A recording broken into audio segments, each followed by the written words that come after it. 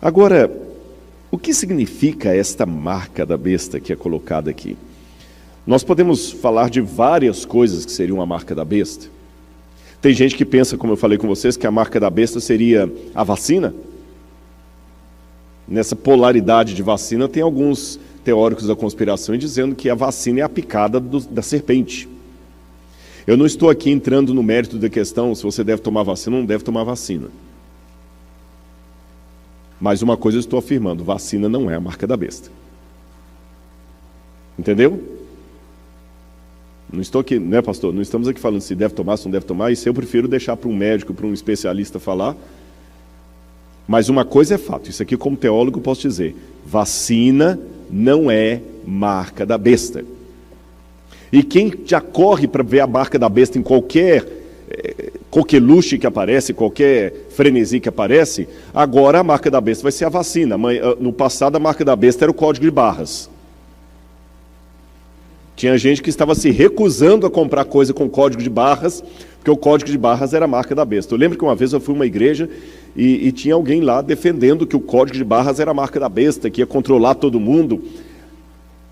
E alguns até mostravam uma foto do código de barras que traziam 666. Aí eu expliquei para os irmãos e falei, meus queridos, o número da besta não é 666, é 666. 666 não é o 6 3 vezes repetido.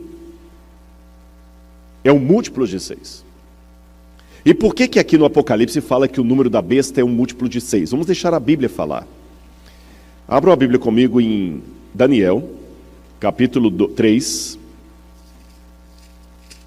Daniel, quem conhece a história de Daniel sabe que episódio é esse. Onde o rei Nabucodonosor mandou erguer uma imagem e obrigou que todos na Babilônia adorassem a sua imagem. E no capítulo 3, versículo 1, fala das dimensões da imagem que Nabucodonosor ergueu. Daniel capítulo 3, versículo 1. O rei Nabucodonosor fez uma imagem de ouro que tinha 27 metros de altura e 2,70 metros de largura. Deixa eu explicar para os irmãos uma coisa aqui. Existem dois tipos de tradução na Bíblia. No sábado à tarde vamos falar um pouquinho sobre traduções da Bíblia. Existem traduções que são dinâmicas e traduções que são literais. E não é uma questão de falar qual está certa, qual está errada. Não dá para definir isso. Eu vou dar um exemplo, os irmãos vão entender. Quando você fala assim, I'm mad about my flat. Se eu falo isso nos Estados Unidos, tem um sentido. Se eu falo isso na Inglaterra, tem outro sentido. I'm mad about my flat. Eu estou ficando louco por causa do meu apartamentozinho ali, meu cantinho. Se você fala isso na Inglaterra, eu estou ficando doido por causa da agulha que eu vou tomar. Perceberam a diferença? Mesmo no português do Brasil para o português de Portugal, tem diferença. Tem diferença. Por exemplo, isto é giro. No Brasil, giro é isso aqui. Em Portugal, giro, very nice. Então, até do inglês britânico para o inglês americano tem diferença. Até do português brasileiro para o português lusitano tem diferença. Concordam comigo? Então, na Bíblia também tem expressões que às vezes o autor não sabe, o tradutor fica na dúvida, como é que ele traduz? Por exemplo, se eu estou pensando em inglês e eu ouço alguém falando em inglês, It's rain dogs and cats. Se eu traduzir literalmente ao pé da letra, como eu tenho que traduzir? Está chovendo cães e gatos. Essa é uma tradução literal. Mas se eu quiser adaptar, eu vou falar, está chovendo muito. Aí vem alguém e fala o seguinte, está errada essa tradução. No original em inglês não tem a palavra muito, tem a palavra cães e gatos. Está errado traduzir está chovendo muito? Não. Essa é uma tradução dinâmica. Eu peguei o sentido da frase em inglês e já adaptei para o português. Uma tradução literal é aquela que pega palavra por palavra. Então, no original aramaico aqui de Daniel, não está 27 metros por 2,70 metros.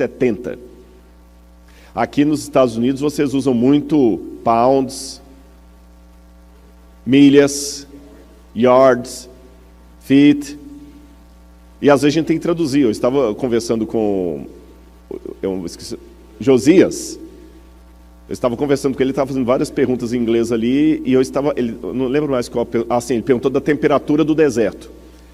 Eu só sei falar em Celsius, eu não sei falar em Fahrenheit. E ele não entende em Celsius, ele entende em Fahrenheit. Então eu tive que pensar em Celsius e para o celular aqui, e o pastor me ajudou a traduzir para Fahrenheit. Então, se eu disser para vocês que no deserto tem uma temperatura de 40 graus, aí você vai traduzir para o inglês, você pode colocar 40 degree, ou você pode já adaptar para Fahrenheit e falar 100 degree. Mas eu não falei 100, eu falei 40. Ficou claro isso para vocês? Então aqui apenas o tradutor fez uma adaptação, mas no original aramaico, o tamanho da estátua de Nabucodonosor é 60 côvados por 6. E esse número tem uma importância, porque na Babilônia, a base da matemática da Babilônia era o número 6.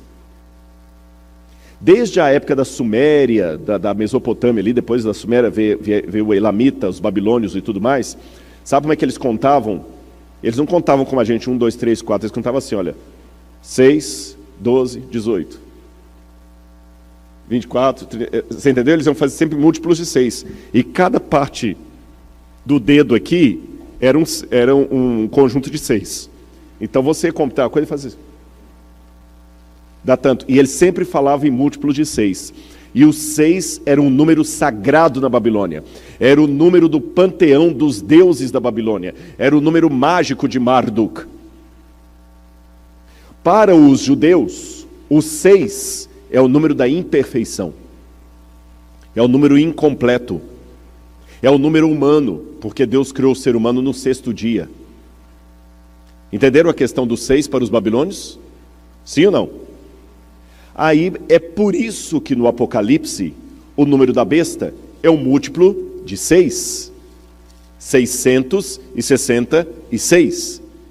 E a história do Apocalipse, como está narrada aqui a profecia, lembra muito Daniel capítulo 3, quando Nabucodonosor ergueu ali a imagem. Alguns acham que esse número da besta significa que Tsar Neron é uma referência ao imperador Nero. Mas eu não acredito nisto.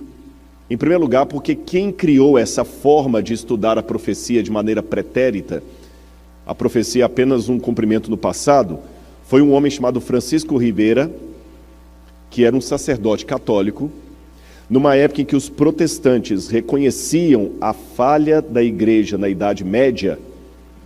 Então, para poder tirar essa sombra da igreja, Francisco Rivera criou um método de estudo do Apocalipse que a gente chama de preterismo. Ele fala o seguinte: o Apocalipse não tem nada a ver com o futuro. Ele se cumpriu todo no tempo de João. Então a besta do Apocalipse é Nero, que perseguiu a igreja cristã. Mas isso foi apenas uma maneira de tirar a sombra da igreja. Eu não acredito que o Apocalipse possa se referir ao passado, porque Jesus falou para o Apocalipse assim, para João assim, abra comigo o Apocalipse capítulo 1. Apocalipse, capítulo 1, versículo 1. Revelação de Jesus Cristo, a qual Deus lhe deu, para mostrar aos seus servos as coisas que em breve devem acontecer. No original grego está assim, as coisas que em breve devem começar a acontecer. E ele, enviando por meio do seu anjo, deu a conhecer ao seu servo João, a qual atestou a palavra de Deus e o testemunho de Jesus Cristo quanto a tudo que viu. Bem-aventurado aquele que lê E bem-aventurados aqueles que ouvem as palavras da profecia e guardam as coisas nelas escritas, porque o tempo está próximo. Então ele fala de um tempo que está próximo. Agora vejam o verso 19. Escreve, pois, as coisas que você viu, as que são e as que hão de acontecer depois destas. Então a profecia não poderia estar falando de coisas do passado, porque ela está anunciando coisas que viriam a acontecer. A profecia também não pode falar de coisas que só vão acontecer no fim dos tempos, porque ele já fala de coisas que já estavam acontecendo. Então, um método contínuo. Ficou claro para os irmãos até aí? Bom, se não é Nero César, o que seriam esses 666? Havia uma técnica chamada gematria, em que as pessoas às vezes ocultavam um nome, e ao invés de falar o nome, falavam o número desse nome, porque no passado não havia esse numeral como nós usamos. As letras valiam por nome, por número. Hoje, quando você faz o 6, o 2, o 1, quem inventou esses símbolos foram os árabes. Por isso que nós chamamos de número arábico. Foram os árabes que inventaram. Mas antes dos árabes inventarem o 1, o 2, o 3, o 4 e assim por diante, os números eram representados por letras, então ficava muito fácil. E de acordo com Irineu de Lyon, um autor da igreja cristã do segundo século, que foi evangelizado por Policarpo, que foi evangelizado por João, então ele conheceu o apóstolo João, conheceu alguém próximo do apóstolo João. Irineu falava que naquele tempo os cristãos entendiam que 666 referia-se ao nome lateinos, que é a forma de falar em grego do nome Roma, reino de latim, dos latinos, Roma, e que era alguma coisa referida a Roma. Outro detalhe importante, do que o Apocalipse 13 está falando que vai virar o número da besta? Como eu falei, alguns já falaram de código de barras, de vacina. O que afinal de contas é o número da besta? Prestem atenção no capítulo 13 do Apocalipse. Contra o que estará essa guerra do anticristo? A primeira passagem que eu quero ler com os irmãos é a passagem que está no capítulo 12, Evangelho de João, Apocalipse de João, capítulo 12, capítulo 11, versículo 19. Achei aqui. Apocalipse, capítulo 11, versículo 19. Lembra da visão que eu falei ontem da mulher que era perseguida pelo dragão e tudo mais? Olha o que abre essa visão. Achou na sua Bíblia? Então leiam comigo. Então abriu-se o santuário de Deus que se acha onde? No céu. E o que foi visto no santuário? A Arca da Aliança. No seu santuário. E sobrevieram relâmpagos, vozes, trovões, terremotos e forte chuva de granizo.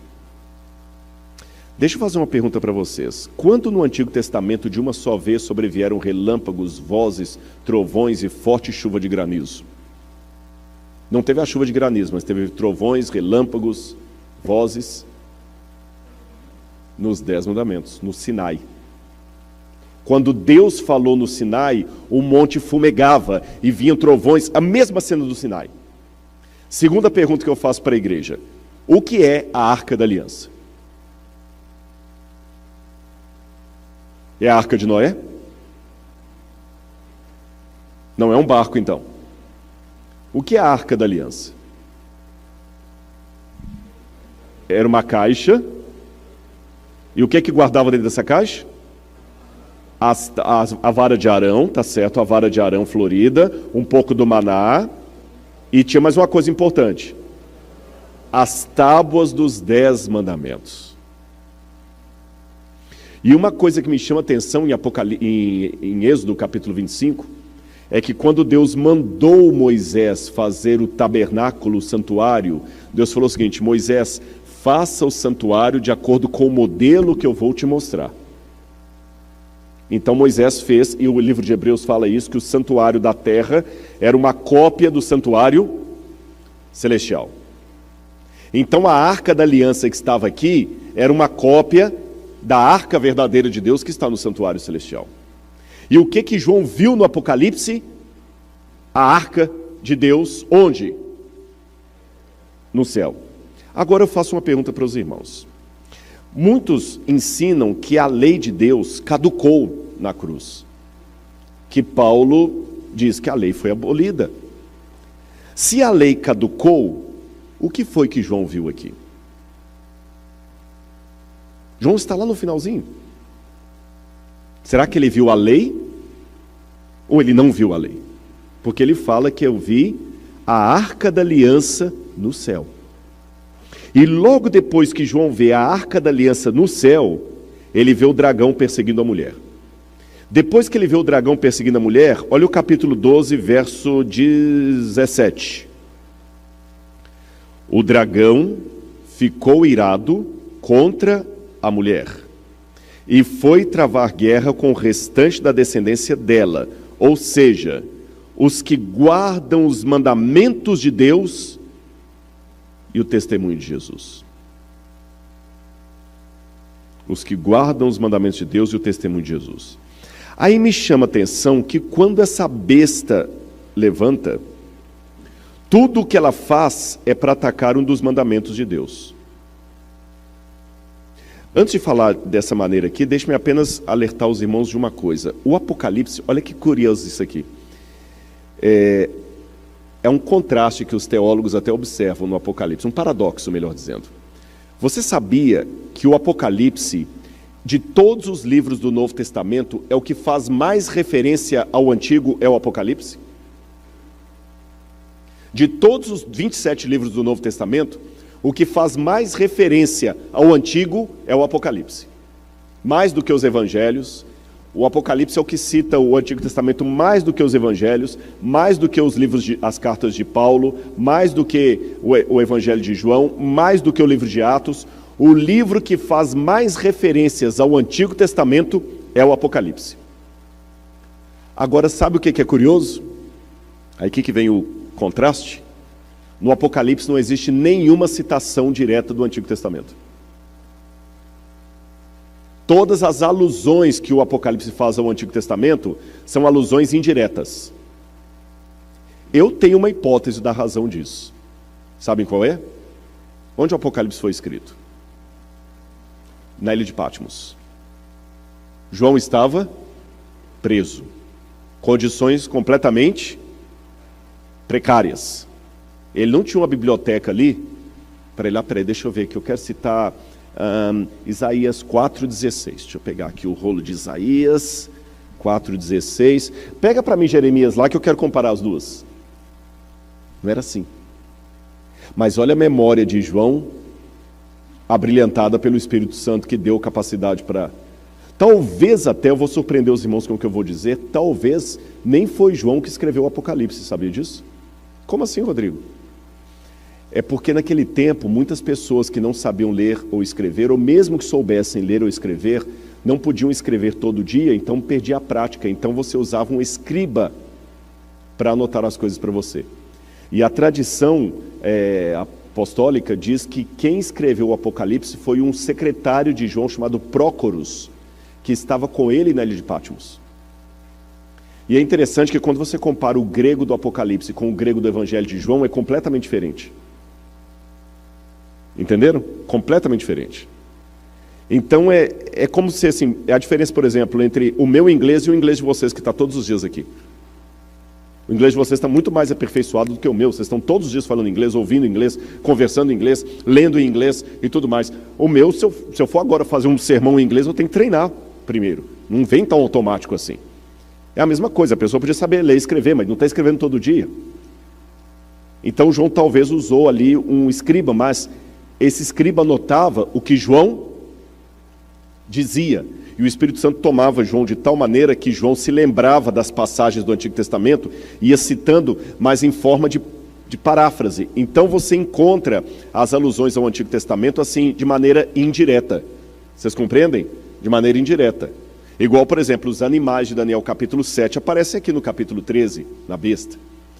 E os 10 mandamentos estão citados também aqui no capítulo 13 de maneira indireta.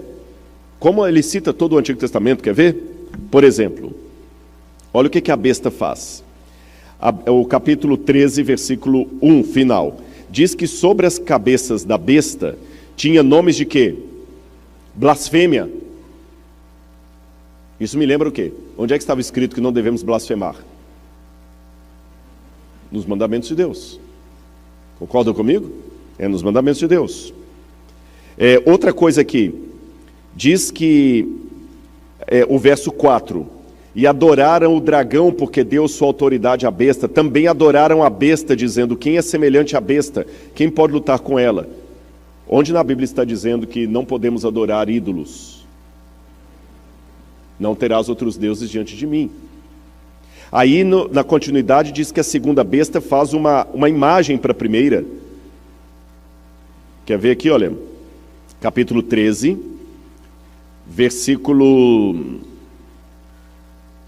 capítulo 13, versículo 14. Seduz aqueles que habitam sobre a terra por causa dos sinais que lhe foi permitido realizar diante da besta, dizendo aos que habitam sobre a terra que façam o quê? Uma imagem. Não farás para ti imagem e escultura. Onde é que está isso? Os 10 mandamentos. Vocês estão vendo aqui todos os detalhes dos 10 mandamentos? Manda matar, manda blasfemar, manda adorar uma imagem, cobiça o lugar de Cristo, tudo isso aqui. Agora, olha que curioso esse bloco profético.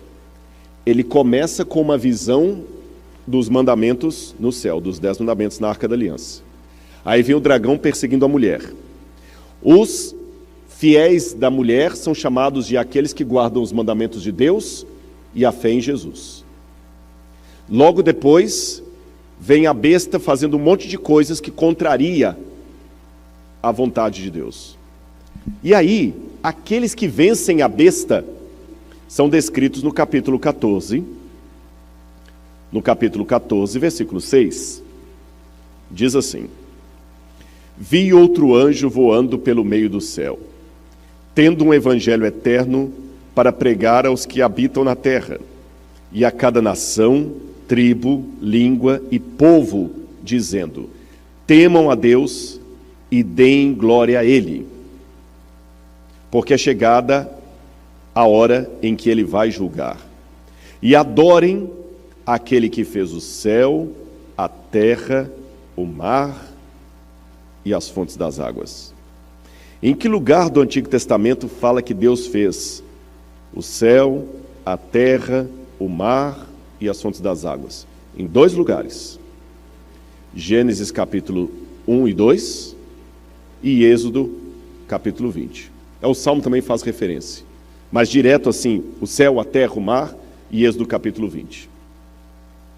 Onde fala para guardar o sábado como lembrança de que Deus fez o céu, a terra e tudo mais. E tem uma coisa que me chama a atenção, irmãos. Eu não sei como é aqui nos Estados Unidos, como é em Cabo Verde. Mas no Brasil, geralmente, os documentos, quando você assina um contrato com alguém, eu fiz uma firma com você, no final, você tem que fazer em cada folha um visto, e no final você tem que assinar e reconhecer firma. Você vai num cartório e ele bate um carimbo provando que aquela assinatura é sua mesma. Essa assinatura geralmente vem no final do contrato. Na época do Antigo Oriente Médio, sabe como é que eram os contratos entre um rei superior e um rei inferior? Ele começava geralmente assim. Eu tenho vários paralelos para mostrar para vocês. Por exemplo, entre os hititas, faziam assim. Eu vou fazer, o Eric, por exemplo, vamos supor que eu sou o rei superior, o Eric é o rei vassalo. Aí, os contratos que a gente encontra na arqueologia, trazem assim: ó Eric, eu sou o rei Rodrigo, que ajudei o seu país quando você estava sendo atacado pelo seu inimigo. Eu emprestei o meu exército para você e defendi você. E agora então faço com você um acordo, uma aliança. Você não deverá fazer isso, você não deverá me atacar, você deverá me pagar imposto, você deve fazer isso. Eu dou uma série de cláusulas para ele. E no final, as cláusulas são complementadas com uma refeição. Agora, sabem o que acontece no meio das cláusulas? Eu digo quem eu sou como autoridade. Eu ponho o meu selo. Pena que eu esqueci de trazer essa foto para vocês, senão eu vou mostrar. Eu mostro amanhã a foto de um tablete com inscrição cuneiforme, e no meio está o selo. Aí no meio das cláusulas eu digo assim, porque eu, Eric, sou o rei todo-poderoso de Boston. Aquele que tem poder sobre todas essas terras e a maior riqueza de todos esses lugares. Quando eu digo assim para ele, aí depois eu continuo dando mais regras. E no final, a refeição. Vamos recapitular? No início, na introdução, eu digo para ele o que eu fiz por ele, correto? Aí começam as cláusulas. Na metade das cláusulas, eu digo quem eu sou, o poder que eu tenho para poder fazer aquele contrato. Coloco mais cláusulas e no final uma refeição para fechar aquela aliança. Todo mundo entendeu como é que funcionava? É assim que estão os 10 mandamentos. Os 10 mandamentos começam justamente assim: eu sou o Senhor teu Deus, que te tirei do Egito, da casa da servidão. Olha o que eu fiz por você. Aí começam as cláusulas. Vamos lá, Êxodo capítulo 20. É bom falar e ler no texto bíblico, às vezes a gente fala de cor e não pega tudo. Olha aqui. Estas são as palavras que o Senhor Deus falou. Aí o 20, perdão, podem achar primeiro.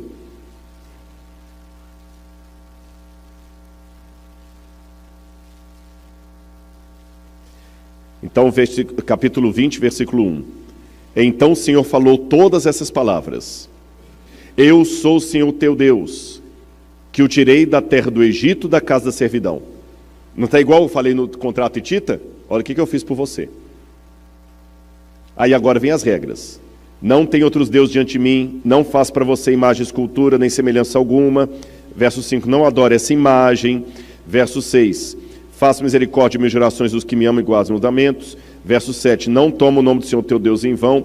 Isso aqui é interessante também, porque nesses contratos, eu esqueci de mencionar, sempre tem assim, faça isso, e se você não fizer, tal coisa vai te acontecer. Sabe, e aqui também tem assim, né? Porque eu faço misericórdia, etc. Aí quando chega no verso 8, lembra-te do dia do sábado para o santificar. 6 dias trabalharás, farás toda a tua obra, mas o 7º dia é o sábado do Senhor teu Deus. Não farás nenhum trabalho. Aí no verso 11, o texto interrompe as regras para colocar o selo. Quem é que está falando aquilo? Porque em 6 dias fez o Senhor os céus, a terra, o mar e tudo que neles há, e ao 7º dia descansou. Por isso o Senhor abençoou o dia de sábado e santificou. Aí começam as regras de novo. Honra teu pai e tua mãe, etc, etc. Não mate, não adultere, não furte, não dê falso testemunho, etc, etc. Vocês viram, no coração dos mandamentos está o selo, aquele que diz quem Deus é. E aí, nesse mesmo emblema, repete-se em Apocalipse capítulo 14, quando fala que eles têm o selo de Deus. É interessante essa palavra selo em hebraico, essa palavra selo, a marca de Deus. Apocalipse 14, versículo 1. Olhei e eis o Cordeiro em pé sobre o monte Sião, e com ele estavam 144.000 que tinham escrito na testa o nome do Cordeiro e o nome de seu pai. Aí no verso 6 fala do Evangelho eterno, que é pregado a todo mundo, dizendo, temam a Deus e deem glória a Ele, pois é chegada a hora que Ele vai julgar, e adorem aquele que fez o céu, a terra, o mar e as fontes das águas. Está justamente aqui. Agora, irmãos, eu quero deixar uma coisa bem clara, que eu falei ontem e quero repetir hoje. Você está querendo dizer, Rodrigo, então, que você é mais santo do que os que não guardam o sábado? De jeito nenhum. Não é o sábado que salva? Tá, então, por que você está falando isso? Porque é assim que eu vejo na Bíblia, eu não posso ser incoerente com a minha consciência. Tá. Então, e quem não guarda o sábado hoje? Está perdido? Não. Não posso dizer isso. E quem guarda o sábado está salvo? Não, também não posso dizer isso. A mim compete saber da minha vida. Entenderam? Não sou eu que posso julgar ninguém. Não sou eu que posso me sentir superior a ninguém. Eu sei que tem maneiras erradas de guardar o sábado. Uma delas, eu falei ontem, é guardar por legalismo. Aí alguém pode falar, tá, mas então como é que esse negócio, o sábado hoje em dia é tão complicado hoje, como é que se guarda? Eu vou explicar aos irmãos como. Eu vou falar do jeito errado e do jeito certo. O jeito errado. Havia uma família de adventistas que guardavam o sábado. E no sábado não podia fazer nada. Aí o menininho falava assim, papai, que legal, você está em casa hoje, não vai ter... Vamos brincar? Não, hoje não podemos brincar. Por quê? Hoje é sábado. Aí a mãe, para ajudar as crianças a entender, falou assim, hoje é o dia feliz. Hoje é o dia feliz, Pai, sobe comigo na árvore, então não pode, porque hoje é sábado, hoje é o dia feliz. Ah, tá. Pai, então vem para cá ficar... Não pode, porque hoje é o dia feliz, papai tem que ficar na igreja o dia inteiro.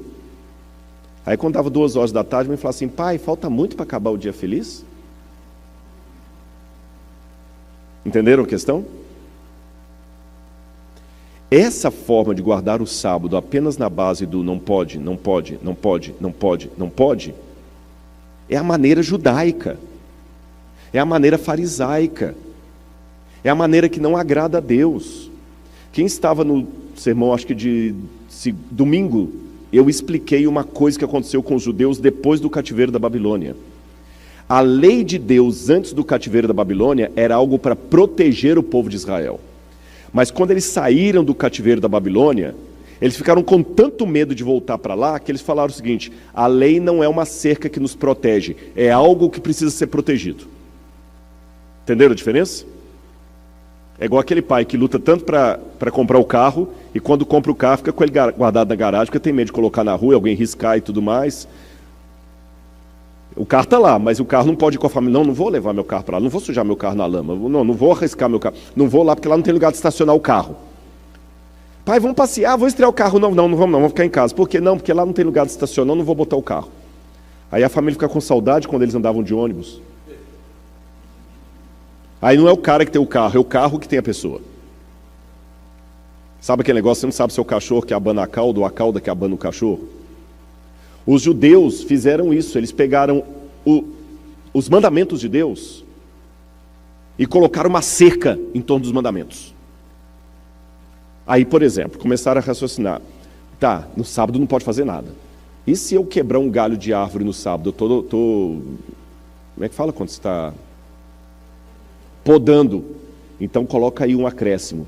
No sábado ninguém deve subir em árvore. E se a mulher estiver olhando no espelho no sábado e vir um cabelo branco e querer arrancar? Ela está fazendo cabelo no sábado, então não pode. Mulher não pode. Isso tudo está na lei judaica, na Mishnah, você tem tudo isso lá na Mishnah. Não pode, mulher não pode olhar no sábado no espelho. Se você tiver com a coisa na mão direita e ela cair, você só pode pegar com a mão esquerda. Não pode andar mais do que uma milha sabática. Um monte de regras. E eu amo Israel, mas isso não significa que eu concorde com tudo em Israel. No Shabat, por exemplo, lá o elevador vai parando de andar e andar porque o judeu não pode apertar o botão no sábado. Não pode acionar o interruptor da energia. Não pode atender celular. Não pode um monte de coisa. Com todo o respeito que eu tenho pelo povo judeu, mas essa é a maneira que Jesus criticou, falou o seguinte, vocês são hipócritas. Se um boi de vocês cair no sábado no buraco, vocês não tiram? E eu não posso curar essa filha de Abraão? Jesus passou lá no lugar onde estava o trigo, lá, colheu umas espigas. Não pode, é sábado. Davi não entrou lá e não comeu dos pães, por que eu não posso comer? Eu sou o Senhor do sábado. Então, quando Jesus falou assim, eu sou o Senhor do sábado, ele não quis dizer assim, menosprezando, quer dizer, desculpa, eu sou o dono do sábado. O dono aqui sou eu. Igual uma vez eu vi um vídeo desse aí de uma rádio lá em Belo Horizonte, lá que um deputado era dono da rádio, o radialista chamou o opositor dele para a rádio lá, para dar uma entrevista. Ele entrou, falou assim, não, fulano de tal não vai falar aqui hoje não. Ei, peraí, desculpa, eu estou no meu programa aqui, você não pode trazer. Por que eu não posso? A rádio é minha. Eu sou o dono da rádio. Eu tenho que pedir licença para entrar na minha rádio? Então quando ele falou o seguinte, eu sou o dono do sábado, eu sou o Senhor do sábado. Eu sou Deus. Esta é a maneira errada. Outra maneira errada de guardar o sábado é ser exclusivamente adventista no sétimo dia. Eu não confunda adventista do sétimo dia com adventista no sétimo dia. Porque a minha vida é a única doutrina adventista que muita gente está lendo lá fora. A primeira doutrina adventista que muita gente vai ler lá fora é a vida do adventista que trabalha com ele. Entenderam? Me sentir superior. Não é por aí. Agora, qual seria uma maneira que eu considero correta de guardar o sábado? Eu vou dizer aos irmãos qual. Quantos aqui são casados? Muito bem. Eu não vou colocar ninguém em trouble, mas eu espero que você se lembre da data de aniversário do seu casamento. Tem alguns que falam assim. Sabe aquela chargezinha? Amor, eu já vi, tem que trazer de Lene aqui, viu? Eu vi uma vez uma chargezinha, uma assim, amor, você mudou a senha do Wi-Fi? Mudei, querido. Qual que é? A data do nosso aniversário de casamento. Só mostra o cara parado assim.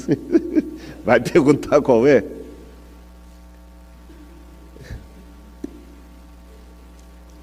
Eu pergunto a vocês. Eu não jogo bola. Mas se eu jogasse bola, Deus não me deu esse dom.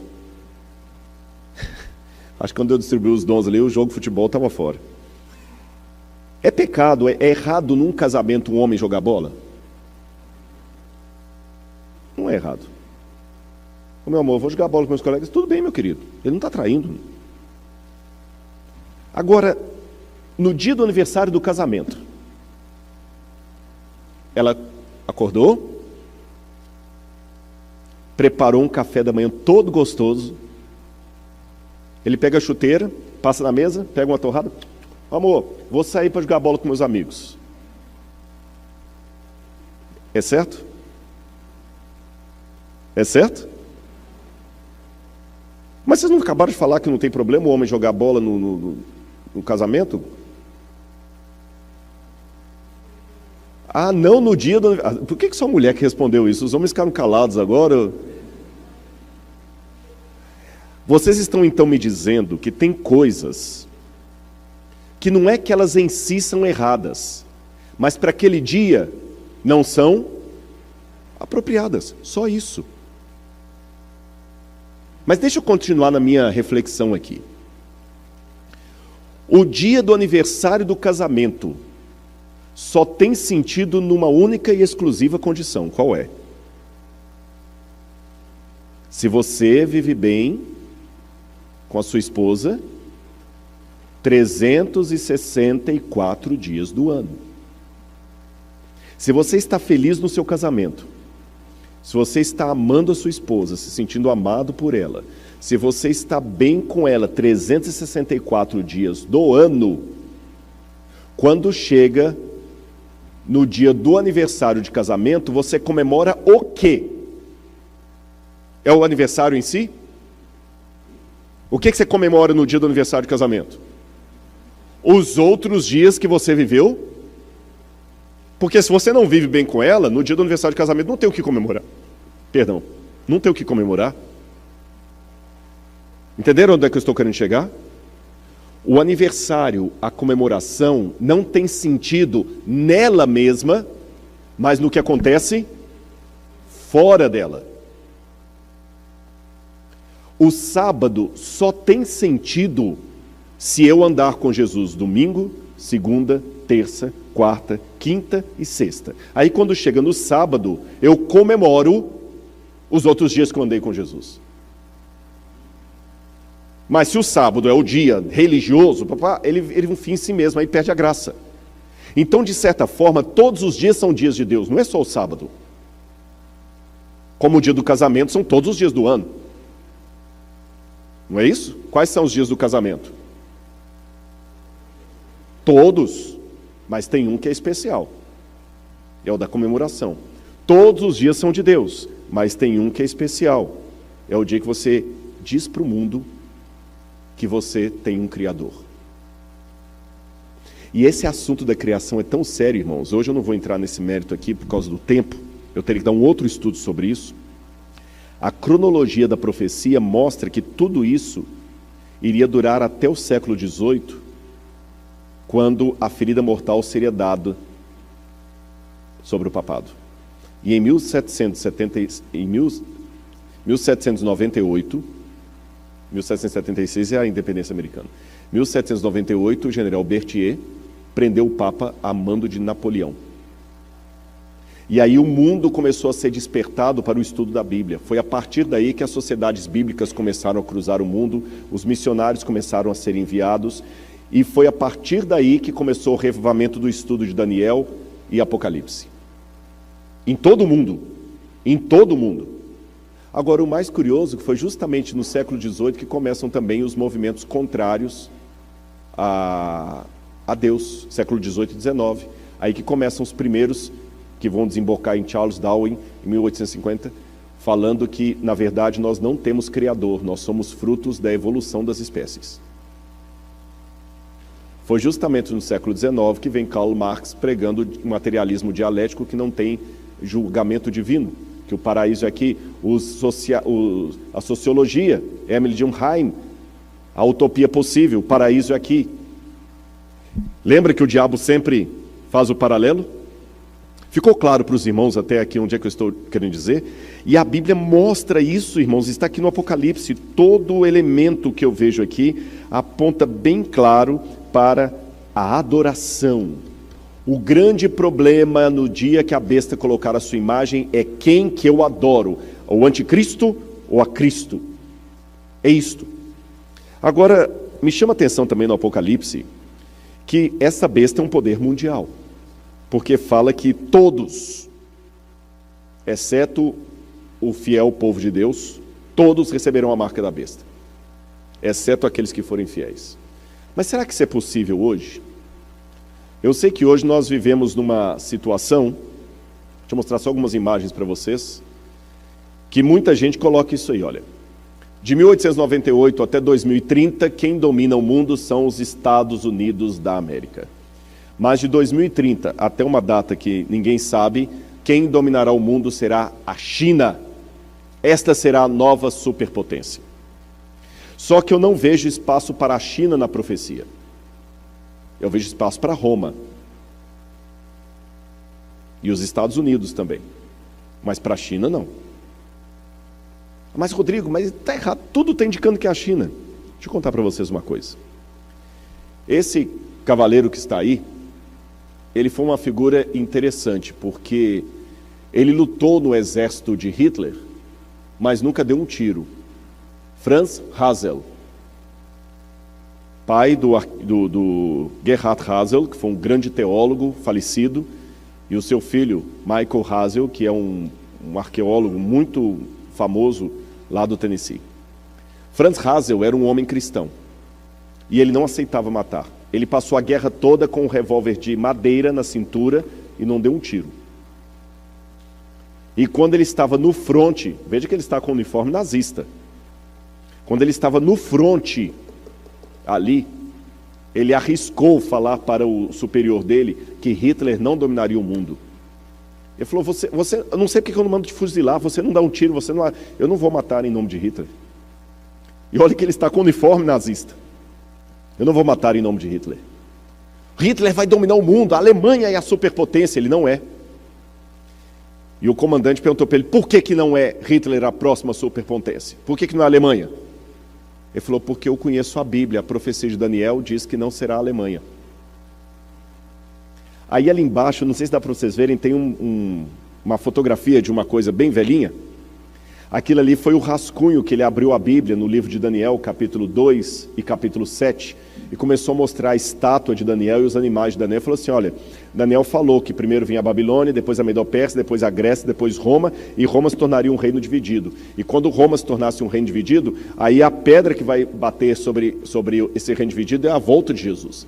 Então não tem espaço para a Alemanha aqui. A Alemanha é apenas uma das divisões do Império Romano. Na época todo mundo riu da cara dele. Mas o fato é que hoje a Alemanha nem exército tem, você sabe, né? Nem exército a Alemanha pode ter. Não é a superpotência do mundo. Quando eu comecei a estudar essas profecias, irmãos, Eu fui com a cara e a coragem, eu não era nem batizado na igreja, eu tinha 12 anos de idade. Eu fui lá no colégio onde eu estudava, e eu ia estudar à noite, no ano seguinte eu ia estudar à noite, e eu cheguei para o diretor, que era um homem ateu, comunista, e falei com ele: professor, eu não quero vir sexta-feira à noite, porque eu vou entrar para a igreja adventista, eu vou guardar o sábado e tudo mais. E ele riu assim na minha cara: sábado, que é isso? É porque está na Bíblia. E, gente, imagina, um menino de 12 anos de idade, como é que é isso? Eu falei: não, porque vai ter um decreto, eu tenho que guardar o sábado, nós vamos meter um monte de coisa nele lá. Ele deu uma risada, falou assim: nunca vai acontecer. Quem domina o mundo hoje é a União Soviética, é a União Soviética e Estados Unidos, a União Soviética vai tomar o poder. Aí eu virei para ele e falei assim: olha, professor, eu não sei como, mas a União Soviética vai cair. Ele deu uma gargalhada, falou assim: eu vou te liberar só porque você é um rapazinho muito audacioso, mas isso é bobagem. A União Soviética existe hoje? Então, irmãos, eu não sei como será o futuro, mas eu sei que a China não vai dominar o mundo, porque a profecia não diz que é a China. Agora, o que nós podemos fazer? Antes de falar desse livro aí para os irmãos, deixe-me colocar uma diferença entre o que eu vou apresentar aqui e as teorias da conspiração. Eu falei ontem, mas peço licença aos irmãos para repetir isso, porque é muito sério. Você sabia que extremismo é um lado da verdade que ficou louco? Heresia é a mesma coisa. Heresia é um lado da verdade que ficou louco. Por exemplo, há alguns textos da Bíblia que falam que Jesus é Deus, mas eu posso enfatizar tanto a divindade de Jesus que eu nego a encarnação, que ele se tornou homem. Há textos na Bíblia que falam que Jesus era homem, verdadeiramente homem. Eu posso enfatizar tanto esses textos que eu nego que ele era Deus. Há textos na Bíblia que falam que nós somos salvos pela fé mediante a graça. Eu posso enfatizar tanto a graça que eu nego as obras. Há textos que falam das obras. Eu posso enfatizar tanto as obras que eu nego a graça. Então, heresia é um lado da verdade que ficou louco. A teoria da conspiração é a mesma coisa. Cuidado com a teoria da conspiração. E eu vou dar algumas dicas para vocês aqui para perceberem um teórico da conspiração. E quando você perceber, nem dê bola. Teórico da conspiração geralmente cria alarde em cima de nenhuma fundamentação teórica. Você fala assim: qual a prova do que você está falando? As provas que ele mostra não são provas documentais de livros sérios. Ele mostra recorte de jornal, revista, ou então alguém que ouviu alguém. É sempre assim. Ele nunca mostra o dado. Todo teórico da conspiração geralmente é assim. Ele vai fazer uma palestra para você e fala o seguinte: não, porque existem jesuítas infiltrados na igreja. Existe jesuíta? Existe. Como é que você sabe? Como é que você prova isso? Não, porque alguém que ouviu alguém que tinha um primo que era padre, uma vez confessou para ele que tinha jesuíta na igreja. Sabe aquelas histórias que acontecem sempre à distância, com ninguém... Não, porque uma vez um pastor estava vendendo um livro na colportagem, ele bateu na casa de um padre, e o padre falou com ele: rapaz, cuidado que nós temos muitos jesuítas infiltrados na igreja. Quem que é esse pastor? Quem que é esse padre? Não tem como averiguar. Vocês entenderam o que eu estou querendo dizer? Não tem como averiguar, é igual a história de disco voador.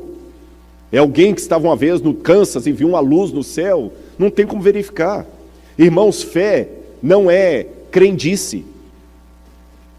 A fé é um arrazoado. Então cuidado com essas informações de não tem, por que você sabe que tem? Não, porque aos Illuminatis, não, porque tem 6 famílias que dominam o mundo. E como é que você sabe? Não, porque elas têm um selo secreto que está lá. Mas é secreto, como é que você sabe? Não, porque tem alguém que falou de alguém, que falou de alguém, que falou de alguém, que falou de alguém, que falou de alguém, que conheceu alguém que trabalhou para aquela casa. É o fulano de tal que o pai dele era iniciado. Geralmente, teórico da conspiração, você descobre pelas provas do que ele está dando. É sempre blá, blá, blá. Ele conta uma história de um pastor que uma vez estava expulsando um demônio, aí o demônio pegou e falou assim: olha, você sabia que o disco do Roberto Carlos é meu, é do capeta. Aí, irmãos, então, olha, não escutem Roberto Carlos porque é do capeta, porque o pastor uma vez expulsou o demônio de uma menina, que o demônio falou que Roberto Carlos é do capeta. Eu acho que eu tenho que ser assim, diz o Senhor, é bíblico. Tá certo? E fora da Bíblia, que está de acordo com a Bíblia, é mais coisa que tem uma fundamentação teórica, uma coisa razoável. Segunda característica de um teórico da conspiração: ele é bom em tudo. Ele, na segunda-feira, se for chamado aqui, ele dá uma palestra sobre economia mundial. Na terça-feira, ele dá uma palestra sobre os computadores, como eles vão dominar o mundo. Na terça-feira, ele fala de música. Ele não sabe nem onde é que está o dó central, mas ele dá uma palestra inteira sobre música. Na quarta-feira, ele vai falar sobre alimentação. Ele vai falar o que você tem que comer, o que você não tem que comer. Ele é o doutor aqui, ele é o médico. Ele fala de tudo. Ele traz raiz para isso aqui, ele fala que isso aqui que causa aquilo, tudo. Quer dizer, o camarada é bom em tudo, irmãos. Eu não estou falando por arrogância, não, é por honra e glória de Deus. Eu tive o prazer, o privilégio de fazer 2 doutorados e um pós-doutorado. Mas não é falsa humildade, com toda sinceridade. Eu tenho outros 2 doutores ali que podem confirmar o que eu estou falando. Se tem uma coisa que um curso de doutorado lhe ensina, é o tanto de coisa que você não sabe. Às vezes a pessoa, você pode vir aqui na palestra. Não, nesse assunto eu não falo, porque eu não sei. Eu nunca vou falar sobre música, viu, pastor Ronaldo? Eu posso dar minha opinião sobre música numa conversa trivial, eu posso dar minha opinião sobre música, ou posso, eventualmente, numa palestra, dar um exemplo de alguma coisa que dialogue com outra área. Isso eu posso fazer. Como eu pedi licença aqui para falar da psicologia, da medicina, isso tudo bem, é uma licença poética que você usa e que não tem nenhum problema. Eu posso falar o seguinte: olha, por exemplo, a medicina, um médico não pode saber o que a pessoa tem sem um diagnóstico. Eu posso falar isso, eu não preciso ser médico para falar isso. Isso tudo bem, é uma ilustração, mas jamais esperem que eu venha aqui à frente dar uma palestra sobre o câncer. Ainda mais com um médico sentado ali, não vou falar isso. Uma palestra sobre saúde pública. Não vou falar sobre isso. Eu posso até dialogar com um teórico, que eles também estudam, eu posso até dialogar alguma coisa sobre a música, eu tenho um sermão meu que eu conto a história daquele hino Quão Grande És Tu. Isso tudo bem. Mas eu nunca vou dar uma palestra sobre música, os efeitos da música sobre o cérebro. Não é minha área. Mas geralmente o teórico da conspiração, ele é doutor em tudo. E é sempre coisa sensacionalista. Ele sempre está dizendo algo que os especialistas não dizem, só ele que sabe. Ele sabe os efeitos da música, ele sabe tudo sobre alimentação, ele sabe tudo sobre lar e família, ele sabe tudo sobre profecia. Olha, eu posso fechar o seminário de teologia, mandar embora todos os professores, botar só ele para dar aula, que dá aula de tudo. Ele sabe tudo sobre maçonaria, ele sabe tudo sobre Illuminati, ele sabe tudo sobre tudo. Aí eu penso que não. Vocês entenderam o que eu quis dizer com a questão do doutorado? Vocês sabem, o doutorado te mostra, você não sabe nada disso aqui, então fica na sua. E a última questão sobre o teórico da conspiração. Ele causa um fervor que não dura muito tempo. Daqui a pouquinho o pessoal desanima. Sabe aquela parábola do Pedro e o lobo? Que o menino descia gritando, ao lobo, ao lobo, ao lobo. Todo mundo assustava. E não era nada. Até o dia que ele desceu gritando, é o lobo, é o lobo, é o lobo. E era mesmo, e ninguém deu bola, e o lobo fez o estrago. Então, meus irmãos, cuidado com os teóricos da conspiração. Quando alguém fala alguma coisa, fala assim, qual o livro que está dizendo isso? Onde é que está aí na Bíblia? Onde é que está isso nos livros que você está lendo?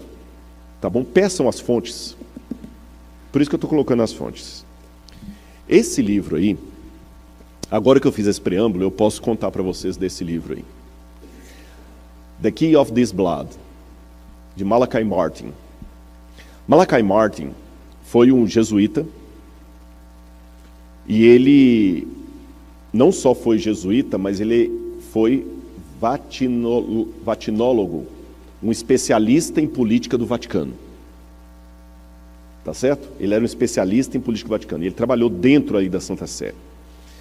E ele escreveu esse livro, The Key of This Blood, que inclusive é um livro publicado pela Doubleday, que é uma editora que tem como principal cliente a Igreja Católica.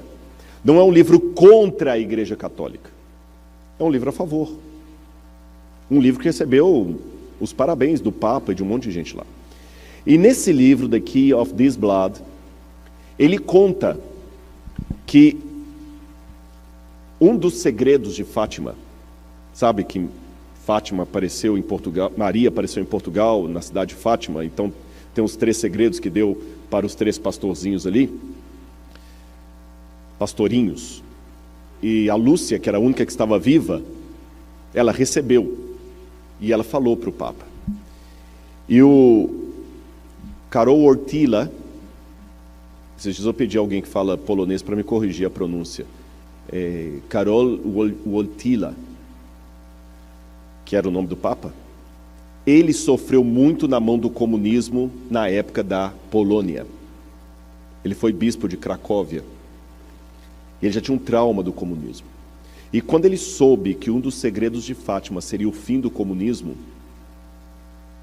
ele assumiu o seu pontificado dando uma mensagem: eu vou reformar a igreja e vou acabar com o opositor da igreja, que é o comunismo.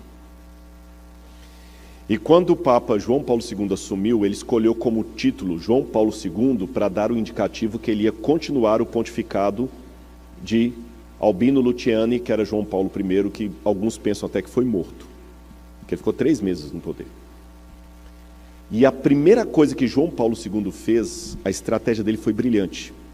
O que era o papado até João Paulo II? O Papa era apenas um homem que ficava preso dentro do Vaticano. Porque quando em 1929, Benito Mussolini, com o Tratado de Latrão, devolveu para a igreja a Santa Sé, a exarca de Ravenna, que é o Vaticano, o Papa se tornou uma espécie de prisioneiro do Vaticano. Ele quase não saía dali. João Paulo II começou a andar pelo mundo. E a estratégia dele foi muito interessante. Ele foi ao Brasil, ele arrebatou multidões em 1980. Eu vi pessoalmente João Paulo II. Eu me lembro como eu fiquei emocionado na época. E ele passava e ele tinha uma inteligência tremenda, um jeito manso de falar. Ele decorava frases e um pouquinho daquela língua ali, porque pelo menos o latim, o italiano, o polonês, o inglês e o alemão eles falavam. Então daí já fica fácil você pegar o espanhol, etc. Aí ele pegava algumas frases e, dispensando o tradutor, lia a homilia dele na língua local. E ele foi para o Brasil, o maior país católico do mundo. E ele falava: "Ó Papa, não vos esquecerá jamais." A juventude entrou em êxtase. E ele já começou dando sinais de um grande líder. Quando ele desceu no aeroporto, estenderam o tapete vermelho, ele saiu do tapete vermelho, tirou o solidel da cabeça e beijou o chão. Sinal de humildade. A juventude E assim ele começou a percorrer a América Latina. Depois Medellín. Depois para onde que ele veio? O maior país protestante do mundo. E quando ele esteve aqui, os ginásios lotaram de jovens americanos, clamando pelo Papa. Chegaram até a falar assim: o Papa é pop. Até teve uma música no Brasil com esse título, Papa é pop. Automaticamente, Ronald Reagan não podia ignorar um líder como aquele. O chamou à Casa Branca. Da Casa Branca, esse livro é dessa grossura, conta tudo isso. Eles já saíram com a estratégia costurada ali de como iriam acabar com a União Soviética. Costuraram nos bastidores da história para que Mikhail Gorbachev, um católico fervoroso, assumisse a presidência da União Soviética. E Mikhail Gorbachev, costurando com Ronald Reagan e João Paulo II, proclamou a perestroika e a glasnost. Em pouco tempo, caiu a União Soviética, depois o Muro de Berlim, e não existe mais a União Soviética. E os Estados Unidos, até então, viviam à sombra da Guerra Fria, com medo do que o mundo podia acabar. Os que viveram antes disso lembram? E nem um tiro foi dado por ninguém, e nem os repórteres acompanharam. Tudo pelos bastidores. E o Malachi Martin diz que muitas pessoas se enganam pelo silêncio do Vaticano, achando que o catolicismo é um poder ultrapassado. Não é. há mais coisas para o futuro. Vejam, eu falei algo que por um primeiro momento pode parecer teoria da conspiração, mas eu estou dando a fonte. E esse livro não é o único não, é apenas um, mas é uma bibliografia, não é um livro só não. Como mineiro eu digo assim, as pesquisas que eu faço são um queijo de várias vacas. Não tem assim, Rodrigo, qual que é o livro que você lê para poder... Não tem um livro, são vários. São 1000 páginas de leitura para 10 minutos de palestra. Mais recentemente, Zygmunt Bauman, um dos maiores teóricos do século XXI, que morreu recentemente, que criou o conceito de sociedade líquida, e ateu e comunista. Ateu e comunista. Ele tinha um... Não era bem comunista, mas ele tinha uma simpatia pelo comunismo. Uma simpatia. Zygmunt Bauman disse o seguinte: o Papa Francisco é a minha esperança. Porque Zygmunt Bauman percebeu o seguinte: o mundo hoje, por que ele chama de sociedade líquida? O mundo não tem mais firmeza, não tem consistência. O que é o líquido? O líquido está aqui, ó. Enquanto está dentro dessa garrafa, ele está nesse formato. Se eu tirar dessa garrafa e colocar num copo, ele assume o formato do copo. Se eu tirar do copo e colocar num prato, ele assume o formato do prato. Mas se eu quebrar o prato, o líquido derrama, ele não tem consistência. O mundo hoje não tem consistência, a família não tem consistência, os filhos não têm, o mundo está perdido. Só que Bauman está chegando à conclusão que ele não tem solução para o mundo, mas quando ele teve um encontro com o Papa Francisco, ele falou: esse homem. E eu vou dar mais um resumo para vocês. Esse sujeito aqui também, ele é interessante, Jeremiah Lant. Jeremiah Lant, ele é autor do livro The Parting Instinct, A Cultural History of Humanity's Search for Meaning. Ele fala da padronização, e esse livro ele fez uma análise sociológica sobre o coronavírus. E ele colocou o seguinte: o coronavírus significa o fim da era neoliberal. Qual é o próximo? O coronavírus é um cadinho político derretendo e remodelando as normas atuais. A nova era será uma fortaleza da terra, ou um prenúncio de uma sociedade transformada em base a um novo conjunto de valores. Em 2017, mais de 15 mil cientistas de 184 países emitiram um aviso sinistro para a humanidade de que o tempo está se esgotando. Eu fui atrás dos artigos científicos disso, que ele cita. Que o tempo está esgotando. Logo será tarde demais, escreveram eles, para mudar o curso da nossa trajetória fracassada. Então, inclusive tem o artigo científico que foi publicado, porque eu falei, não é só ler o livro, eu fui atrás das fontes que ele usa. E o Bioscience tem os artigos lá, olha, esse publicado na Bioscience, World Scientists Warning the Humanity a Second Notice. Os cientistas estão alertando o mundo. E não pense que é só questão ecológica. Eu vou resumir, porque o meu horário já está acabando. Sabe o que está acontecendo no mundo hoje? Imaginem uma casa com várias crianças. Eu esqueci de mencionar uma coisa, gente. Até eu vi ele tirando foto ali, foi bom para isso. Não, mas o que eu falei, você me ajudou aqui agora. Há vários dias que eu estou ensaiando dizer para vocês que eu vou deixar os PowerPoints da semana todos salvos no computador da igreja, e quem quiser pode pegar lá, tá bom? Traga só um pendrive, eu não sei se o pastor tem que mandar por e-mail, ele é pesado, não sei se vai por e-mail. Mas se alguém trouxer um pendrive, eu posso dar todos os slides para vocês, viu? Obrigado, pode tirar foto à vontade também, não estou recriminando não. Mas é que às vezes, puxa, ele passou o slide, eu queria tomar aquele versículo aqui, aquela passagem ali, aí vocês tragam um pendrive, eu era para ter dito isso desde anteontem, eu esqueci, agora que eu vi ele tirando foto, eu lembrei disso, tá bom? Eu não tenho ciúme de PowerPoint não, tem gente que não gosta, mas para mim não, posso dar à vontade, clique nos links lá, etc. Lembrando, é claro, que eu só estou dando aqui uma pinceladinha das bibliografias, mas continuando o que eu estava dizendo, imagine por um instante uma casa cheia de objetos cortantes, objetos inflamáveis, pontiagudos e 5 crianças hiperativas dentro dessa casa, sem nenhum adulto para colocar ordem no cenário. Já imaginou a tragédia? Sangue para todo lado. Pois essa parábola que eu acabei de criar aqui agora, isso é uma parábola. É a maneira mais didática que eu encontro para explicar para vocês, à base de tudo que eu tenho lido dos acadêmicos, qual é o futuro qual é o estado atual do mundo.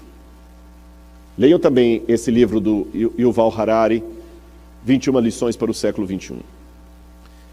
Esse livro, A Estrada para o Futuro, do Bill Gates, que é mais antigo, e outros mais que eu poderia citar aqui. Eu vou dizer para vocês qual o significado das crianças hiperativas numa casa com objetos cortantes, pontiagudos e inflamáveis. A primeira criança imperativa que está... E lembrem, crianças que estão na casa sozinhas sem nenhum adulto, nenhum pai para botar moral. É um perigo, não é? Primeira criança imperativa do mundo.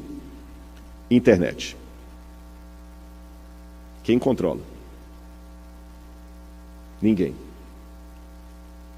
E a pior ameaça para o seu filho pode estar no quarto dele, no computador ou no celular. Lembra da baleia azul? Ensinando as crianças a suicidar?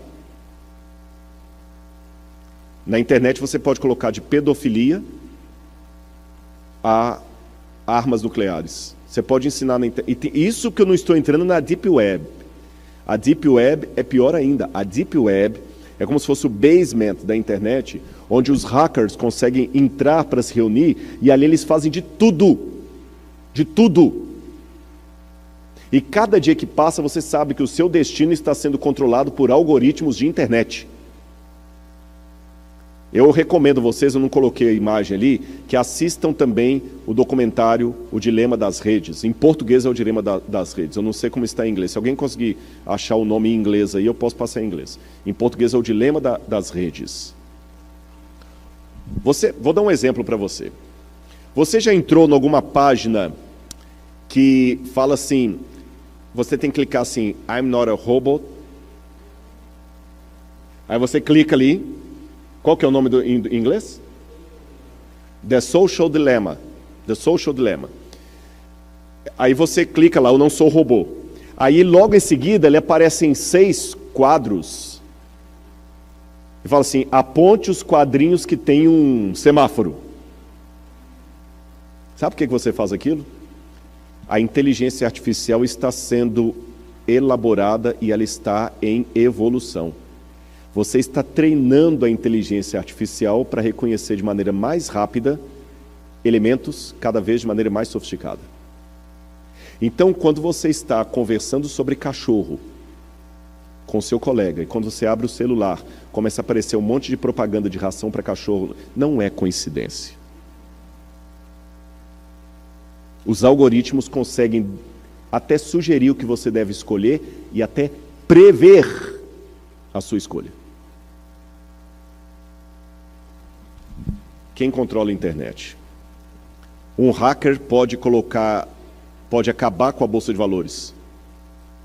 Hoje fala-se muito do cyber security, mas eu queria falar do terrorista, cyberterrorismo, terrorista cibernético. Primeira criança, internet. Quem controla? Ninguém. Segunda criança, ecologia. Eu sei que se eu entrar no mérito aqui, a Amazônia é do Brasil ou não é do Brasil, isso dá uma polêmica. Mas o fato é o seguinte, se a Amazônia pegar fogo, o mundo inteiro passa aperto.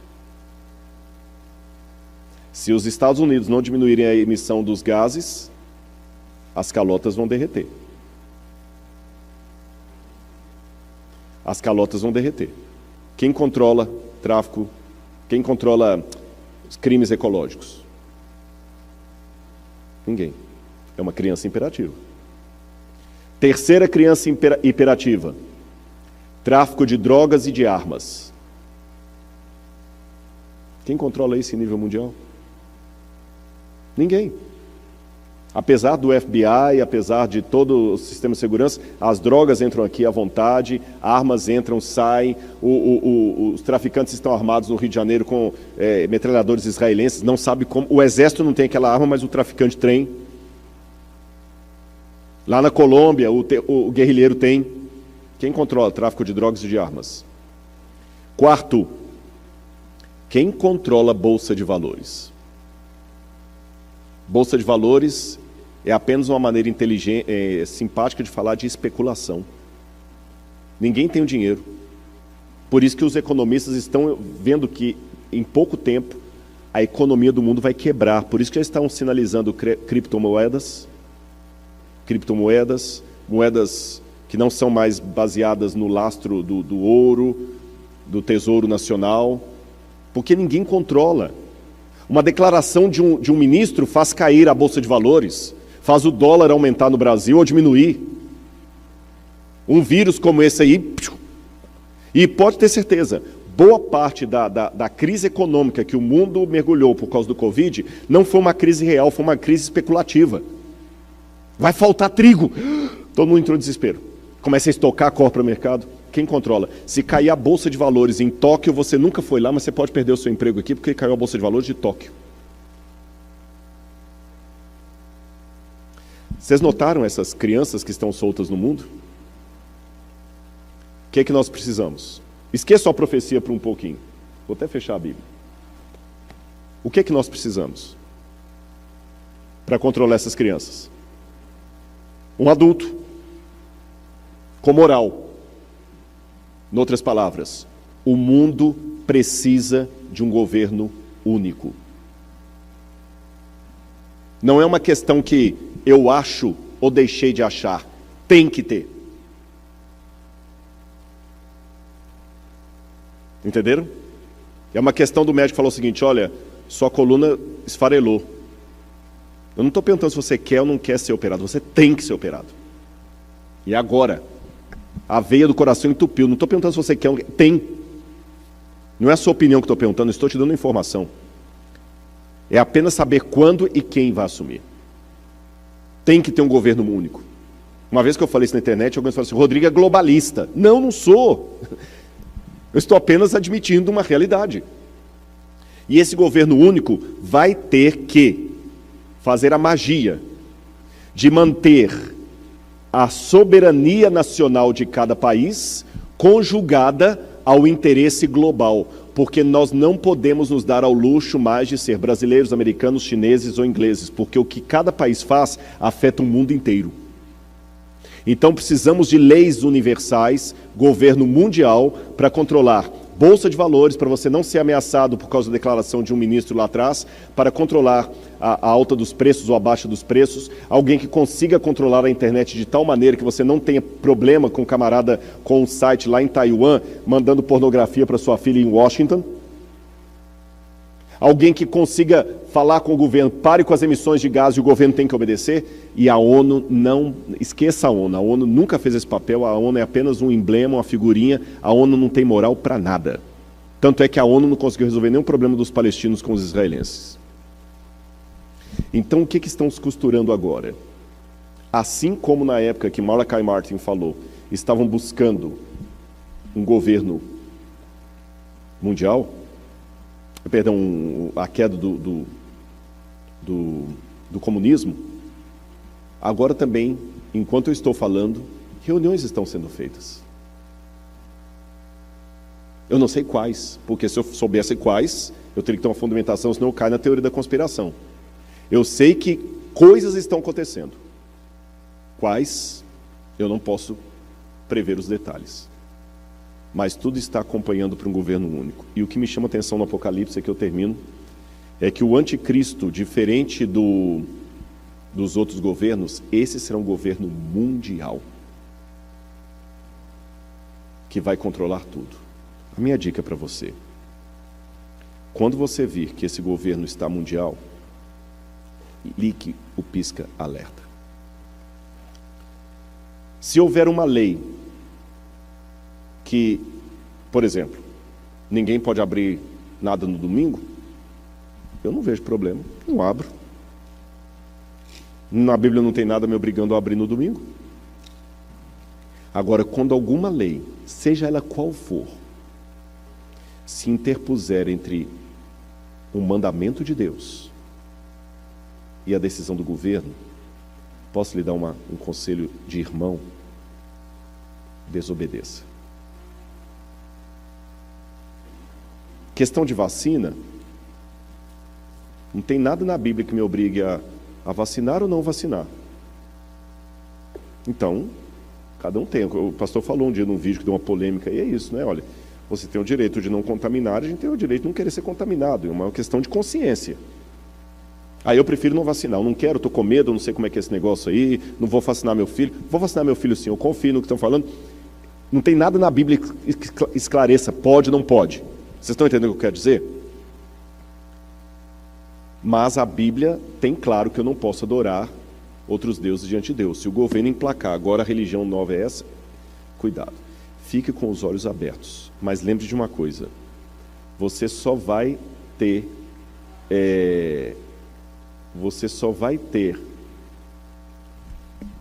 condição de sobreviver nesse último tempo se hoje você andar com Jesus.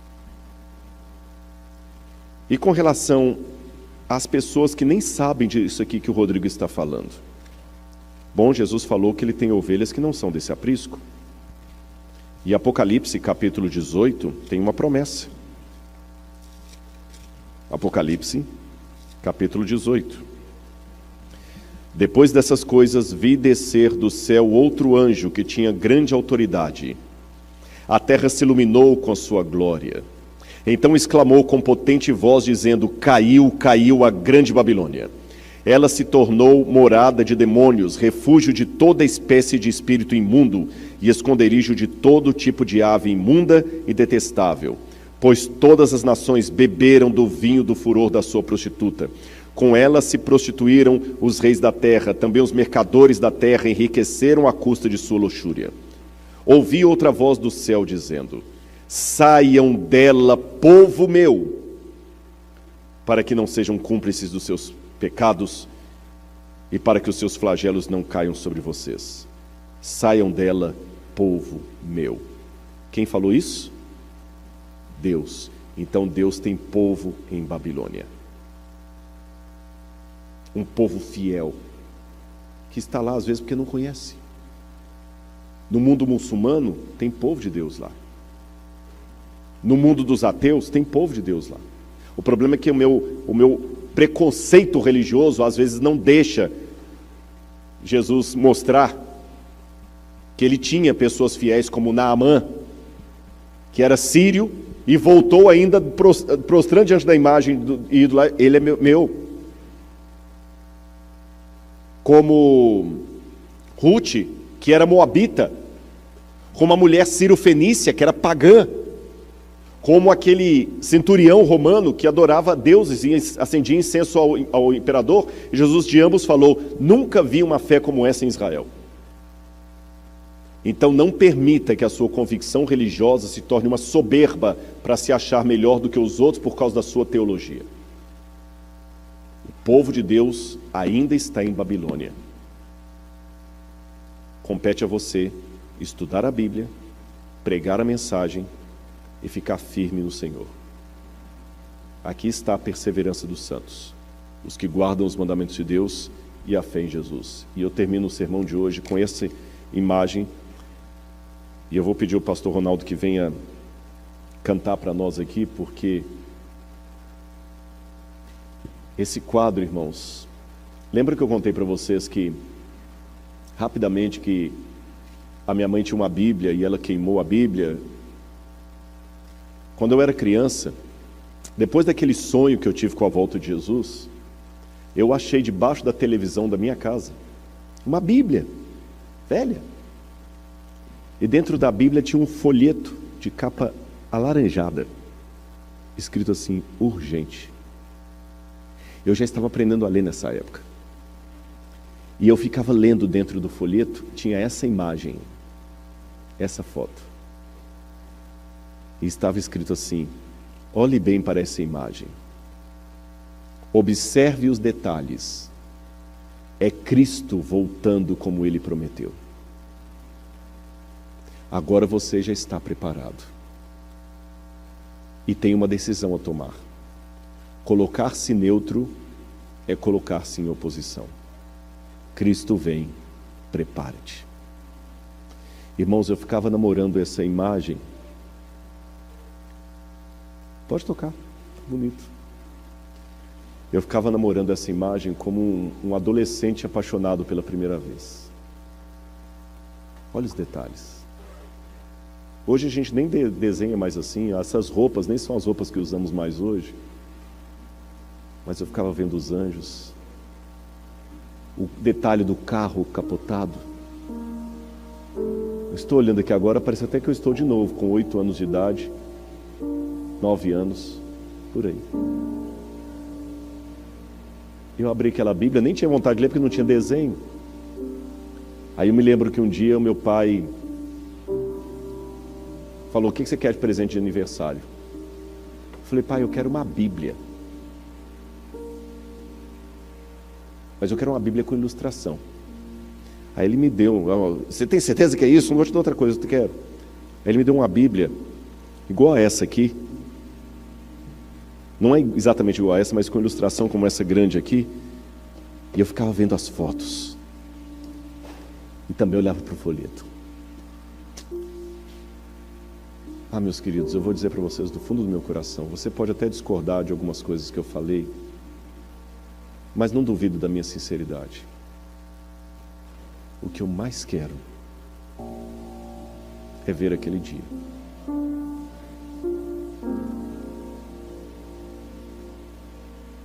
Eu peço a Ele: Senhor, se eu estiver enganado em alguma coisa, perdoa-me, porque eu estou fazendo com muito amor por Ti. Se eu estiver certo, usa-me com Teu Espírito. Mas como eu quero ver aquele dia? Eu quero ver Jesus voltando. E eu quero ver você ali comigo. Não dá nem para imaginar como vai ser. Mas eu quero falar: Senhor, eu estou aqui. Eu cheguei. Faça essa decisão na sua vida hoje também. Porque aquele menininho de 9 anos virou um pregador. Eu não sei quanto tempo ainda vou esperar. Eu não sei quanto tempo. Eu calculo, tudo está preparado. Eu vou falar mais sobre isso amanhã e sábado. Que entre 10 anos é o suficiente para montar tudo isso que eu falei com vocês. Vocês viram 2030 lá? Mas eu também não posso bater o martelo, senão eu vou estar dando data para a volta de Jesus. Mas eu só sei que eu quero que Ele venha logo. Porque eu amo Jesus. E amo meus irmãos. Não importa o que você está passando. Não importa a dor. Eu posso não saber qual é o seu dilema. Mas acredita em mim. Fica firme com Ele, é isso que basta. Não deixe nada, nem ninguém, tirar você do caminho de Deus. Eu quero ir para o céu com você. E eu estou sendo muito sincero com todos vocês. Em nome de Jesus. Amém.